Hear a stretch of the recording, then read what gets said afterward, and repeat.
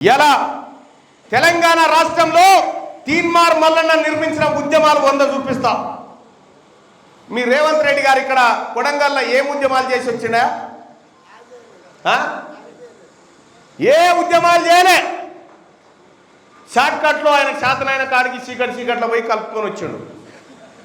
నేను ఒకటి చెప్తా ఉన్నా, ఈ బీసీ ఉద్యమాన్ని అనచాలని చూస్తే అది ముఖ్యమంత్రి ఇంకొక మంత్రి మాకు సంబంధం లేదు.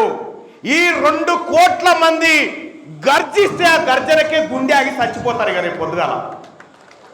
ఈ 2 కోట్ల మంది బీసీ ప్రజలకు మీరు మోసం చేసి ఏమిస్తారంటే రేషన్ కార్డు ఎట్లా ఇస్తామంటే 70 ఏళ్ళ సంది పెడుతురా ఈ కంట్రోల్ బువ్వ. మనకు 70 ఏళ్ళ సంది ఇదే కంట్రోల్ బువ్వ.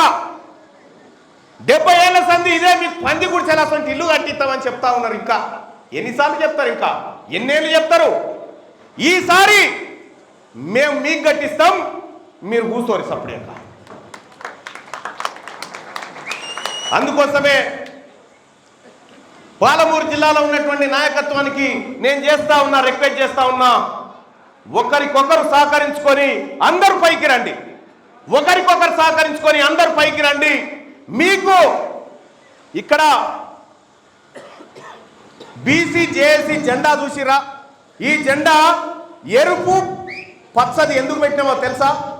ఎరుపు అంటే కార్మికులు, పచ్చదంటే రైతులు. గీలమే కదా బీసీలం. కార్మికులు కర్షకులే కదా బీసీలు. అందుకోసమే ఈ పవిత్రమైన జెండా పెట్టి తీసుకొచ్చినాం సోదరులారా. ఇందులో త్యాగం ఉంది, ఇందులో ఆవేశం ఉంది, ఇందులో పచ్చదనం కూడా ఉంది. మేము అన్ని కాంక్షిస్తాం. మా తెరువు ఎవరొచ్చినా మేమైతే ఎవరి తెరువు పోం. ఫస్ట్ మా తెరువు ఎవడొచ్చినా కూడా చూస్తూ కూర్చోం.